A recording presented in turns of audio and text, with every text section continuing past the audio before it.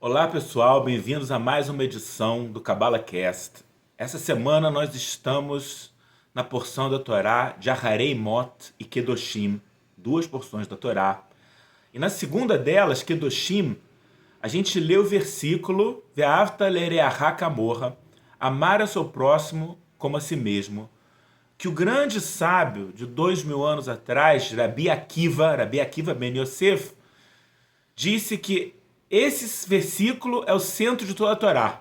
É o aspecto principal de toda a Torá, é o objetivo de toda a Torá, é chegar ao nível de amar a seu próximo como a si mesmo. Assim falou Rabi Akiva.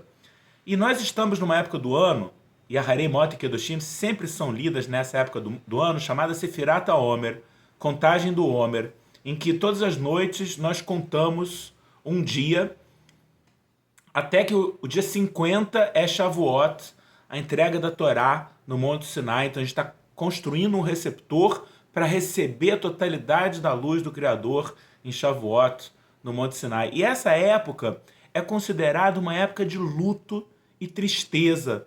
Então se evita fazer casamentos nessa época do ano, a não ser no dia de Lag BaOmer.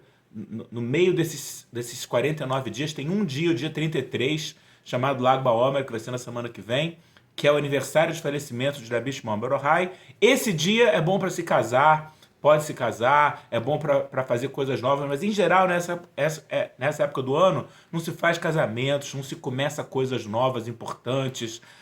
Tem gente que nem usa roupa nova, não faz a barba, não corta o cabelo, porque é uma época de luto. Por que é uma época de luto e tristeza? Porque nessa época do ano morreram 24 mil alunos de Rabi Akiva por causa de uma epidemia. Aconteceu uma epidemia e 24 mil alunos de Rabi Akiva morreram. E o motivo que eles morreram, está escrito que um não respeitava o outro. Um não tratava o outro com devido respeito. Quer dizer, eles não entenderam o ensinamento de Ve'avta le'reacha kamorha, de amar o seu próximo como a si mesmo. E por causa disso eles morreram. Que é uma coisa muito triste, né? Então, eu quero compartilhar com vocês hoje um pouco da história de Rabi Akiva e para a gente conectar com essa consciência tão elevada de Rabi Akiva e receber a energia dele, porque está escrito que Moisés, no Monte Sinai, quando recebeu a Torá no Monte Sinai, Moisés chegou num nível tão elevado de espiritualidade que ele conseguiu ver todas as almas de todos os sábios de todas as gerações. E que Moisés falou para o Criador do mundo, por que você está entregando a Torá por meu intermédio? Eu estou vendo que tem uma outra alma muito mais elevada que a minha. Era ele que tinha que estar recebendo a Torá. E essa alma que Moisés viu que era mais elevada que a alma dele era a alma de Rabi Akiva. E o Criador falou, você tem razão, Moisés, mas eu sei o que eu estou fazendo, você é o canal para o recebimento da Torá. Rabi Akiva tem outra função.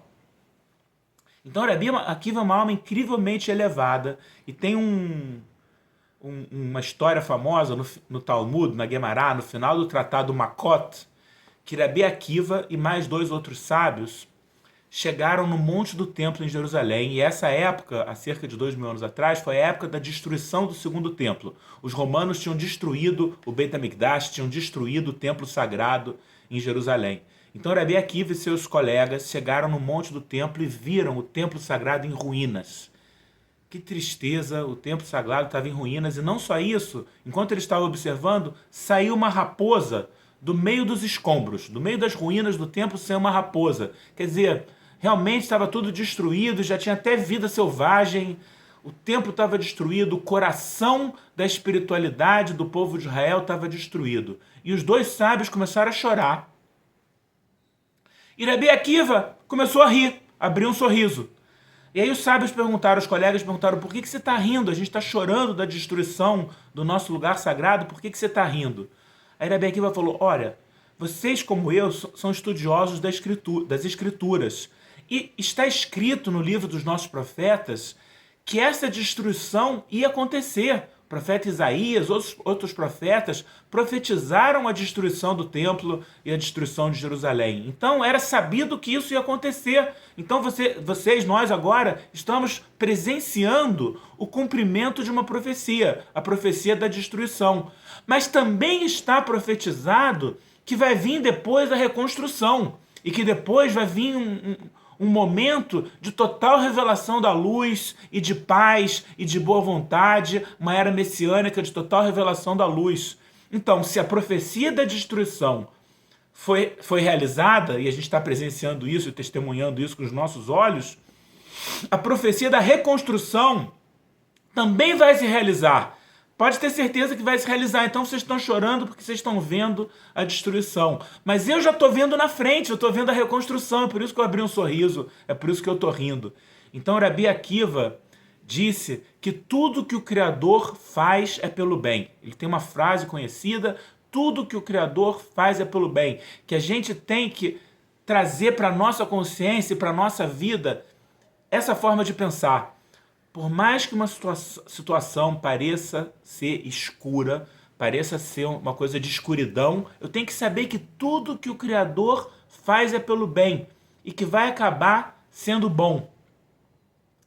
Então, continuando, a vida de Rabi Akiva teve 120 anos. Assim como Moisés viveu 120 anos, Rabi Akiva, também o Talmud nos conta, viveu 120 anos. E que a vida dele foi dividida em 3 porções de 40. 40, 40 e 40. Nos primeiros 40 anos, Rabi Akiva era um analfabeto, um ignorante. Ele era um pastor de rebanhos ignorante e que ele detestava os estudiosos da Torá. Ao ponto que está escrito que se ele visse um estudioso da Torá, ele tinha vontade de morder que nem um jumento. Porque Rabi Akiva não via valor nenhum nisso. Aí aos 40 anos, como eu falei, era pastor de rebanhos de um homem muito rico chamado Kalba Savua. Kalba Savua tinha uma filha chamada Raquel. E essa Rachel viu Rabi Akiva e ela viu que por trás daquele pastor ignorante tinha uma grande alma que tinha um grande potencial. E eles se casaram, inclusive Kalba Savua ficou muito chateado e deserdou sua filha, então eles viviam num estado de extrema pobreza. Mas Raquel ficava insistindo que Rabi Akiva devia estudar, porque ele tinha um grande potencial. E Rabi Akiva falava: mas eu passei 40 anos totalmente ignorante, agora eu vou começar a estudar? Até parece.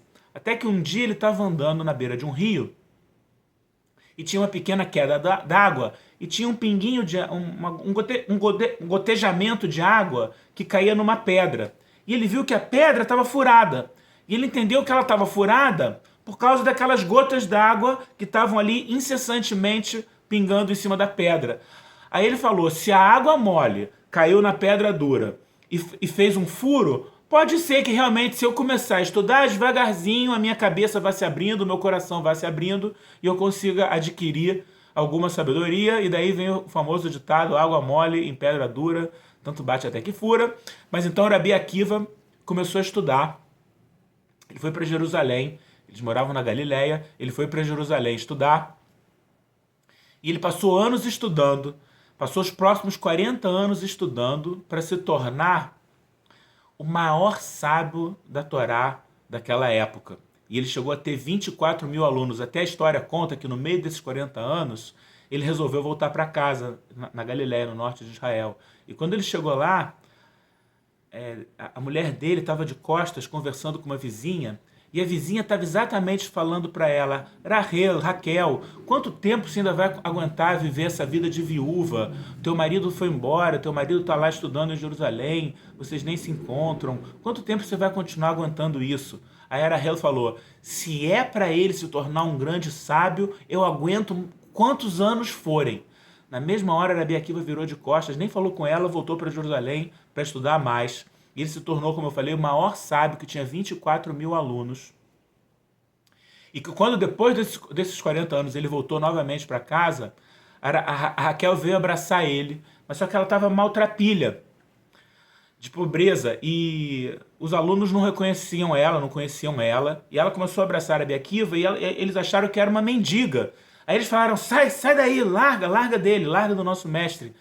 Aí o Rabi Akiva falou: vocês deixam essa mulher em paz, ninguém mexe nessa mulher, ninguém encosta nessa mulher, porque é graças a ela que eu sou quem eu sou, e é graças a ela que vocês são quem vocês são. Então, de Rabi Akiva também a gente aprende o ditado: por trás de todo grande homem tem uma grande mulher. Se não fosse a Rachel, a Raquel, esposa de Rabi Akiva nunca ia ter manifestado o seu potencial, nunca ia ter alcançado a grandeza que ele alcançou. Então também a gente aprende de Rabi Akiva que de um lugar de escuridão, de 40 anos de ignorância, pode vir uma grande luz e que nunca é tarde para começar.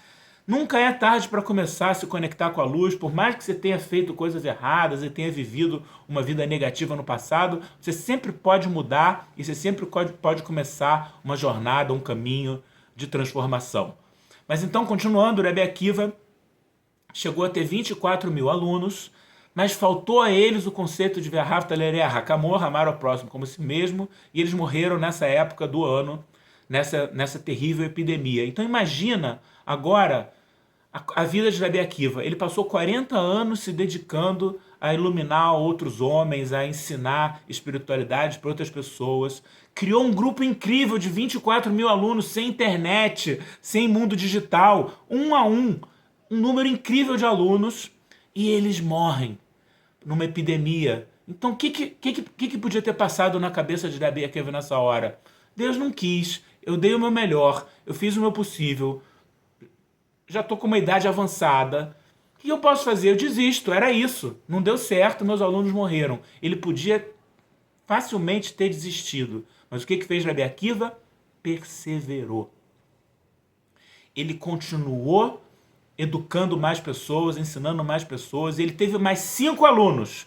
E está escrito que esses 5 alunos de Rabi Akiva iluminaram o mundo inteiro com seus ensinamentos da Torá, com seus ensinamentos espirituais. Um desses 5 alunos é Rabi Shimon Bar Yochai, Rashbi, quem conhece, o autor do Zohar, o maior cabalista que já existiu. O Zohar é a fonte de todos os ensinamentos cabalísticos. O Rabi Shimon Bar Yochai, autor do Zohar, foi um aluno de Rabi Akiva, foi um desses 5 alunos de Rabi Akiva depois dos 24 mil. E no Zohar está escrito, na porção de Kedoshim, que quando chegava nessa seção da Torá, nesse capítulo da Torá, os amigos, os companheiros, quer dizer, o Rabi Shimon Bar Yochai e o seu grupo de alunos se alegravam muito. Quem está conectado com o Zohar fica alegre, fica feliz nessa porção dessa semana, porque ela inclui a Torá inteira, inclui os 10 mandamentos, inclui todos os mandamentos da Torá. Por quê? Por que é tão importante a porção de Kedoshim? Exatamente porque inclui o versículo Ve'ahavta l'reacha kamorha, amarás ao seu próximo como a si mesmo, porque por seus alunos terem morrido uma morte nessa epidemia, por não se amarem o suficiente, Rabi Akiva enfatizou com o próximo grupo de alunos o conceito do amor ao próximo, do quanto você tem que ter respeito pelo próximo, o quanto você tem que ter amor ao próximo. E esse ensinamento é o centro, então, de todos os ensinamentos que Rabi Akiva passou para todos nós através de Rabi Shimon Bar Yochai e seus outros alunos, incluindo Rabi Meir Baal HaNes, Rabi Yehuda Bar Ilai, grandes alunos que vieram de Rabi Akiva. E ainda para terminar essa história, os romanos proibiram o estudo da Torá, instituíram uma proibição do estudo da Torá, e Rabi Akiva não aceitou e continuou ensinando a Torá em público, e isso rendeu a ele uma pena de morte. Ele foi condenado à morte pelos romanos, e os romanos assassinaram nessa época 10 grandes sábios da Torá, que são chamados os 10 mártires da destruição do segundo templo. Um deles foi Rabi Akiva, e eles queriam executar esses sábios da Torá da forma mais dolorosa possível. Cada um desses 10 eles executaram de alguma maneira terrível. E Rabi Akiva morreu com os soldados romanos arrancando a pele dele com garras de ferro. Imagina, pode existir dor maior?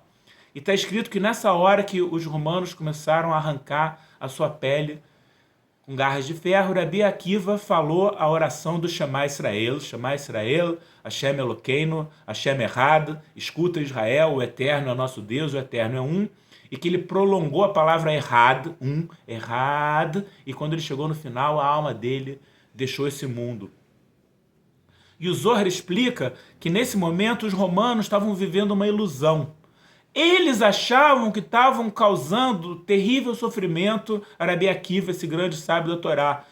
Mas Rabi Akiva, do ponto de vista de Rabi Akiva, ele não estava mais lá. Na hora que ele terminou de falar a palavra errada, a alma dele saiu com um beijo. A alma dele saiu tranquilamente do corpo e ele alcançou uma total dvekut, um estado de total unificação, de total união com a luz do Criador e não passou por sofrimento nenhum. Então era uma ilusão que os romanos estavam fazendo esse sábio sofrer.